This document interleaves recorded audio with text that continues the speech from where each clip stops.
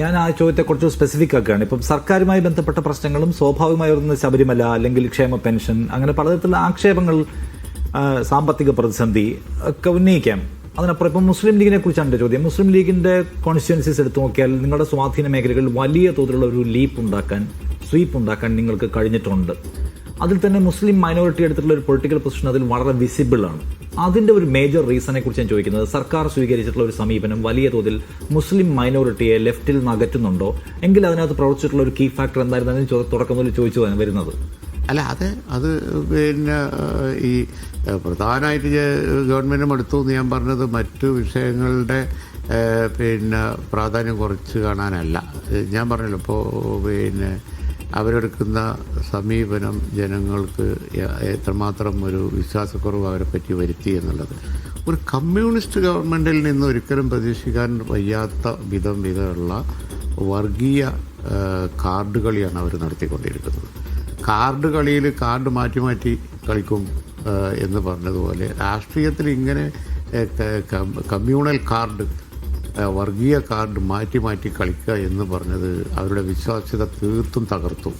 അപ്പോൾ പാർലമെൻറ്റ് തെരഞ്ഞെടുപ്പിൻ്റെ തൊട്ട് മുമ്പ് BJP-യോടാണ് മെയിൻ ഫൈറ്റ് എന്നുള്ളത് കൊണ്ടാവുന്നത്ര ഉച്ചത്തിൽ അവർ ന്യൂനപക്ഷ വർഗീയതയെക്കുറിച്ച് പറഞ്ഞു നോക്കി.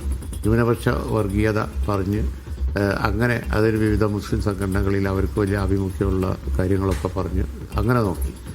എന്നിട്ടും പാർലമെൻറ്റ് തെരഞ്ഞെടുപ്പിൽ ജനങ്ങൾ അവരെ വിശ്വസിച്ചില്ല. കാരണം അവിടെ വേണ്ടത് കോൺഗ്രസ്സാണ്. BJP-യെ പ്രധാനമായിട്ട് വെയിറ്റ് ചെയ്യാൻ കോൺഗ്രസിനെ പറ്റുള്ളൂ എന്നുള്ള ഫാക്ടർ എല്ലാവർക്കും അറിയാം. ഈ തെരഞ്ഞെടുപ്പ് വന്നപ്പോൾ അവർ ഭൂരിപക്ഷ വർഗീയത കഴിയുന്നത്ര ഊർപ്പിച്ച് വിടാൻ നോക്കി, ഒരു വലിയ ശ്രമം നടത്തി നോക്കി. വളരെ താഴോട്ട് പോയി, താഴ്ന്ന നിലയിലായി.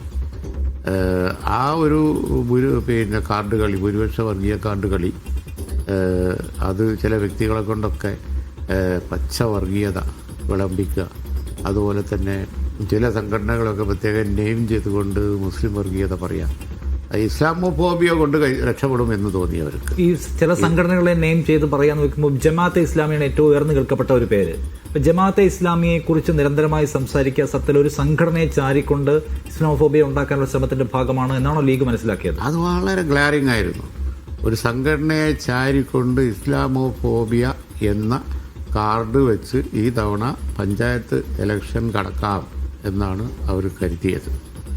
ഇത് അവർ കാലാകാലങ്ങളിൽ ഉപയോഗിച്ച് നോക്കുന്ന ഒരു തന്ത്രം തന്നെയാണ്. സദ്ദാം ഹുസൈൻ എന്നൊക്കെ പറഞ്ഞതുപോലെ മൈനോറിറ്റി കാർഡ്, അതുപോലെ തന്നെ വേറൊരു സമയത്ത് വരുമ്പോൾ പിന്നെ ഞങ്ങളുടെ പേരൊക്കെ പറഞ്ഞിട്ട് മറ്റേ ഹസൻ മീർ അങ്ങനെയൊക്കെ പറഞ്ഞിട്ട് ഭൂരിപക്ഷ കാർഡ്, ഇതൊക്കെ അവർ കാലാകാലങ്ങളിൽ കളിക്കുന്നതിന്. പക്ഷെ അതിൻ്റെ ഒരു കാലം കഴിഞ്ഞു പോയി. ജനങ്ങൾക്ക് കുറച്ചുകൂടി അവബോധം ഉണ്ടായിട്ടുണ്ട്.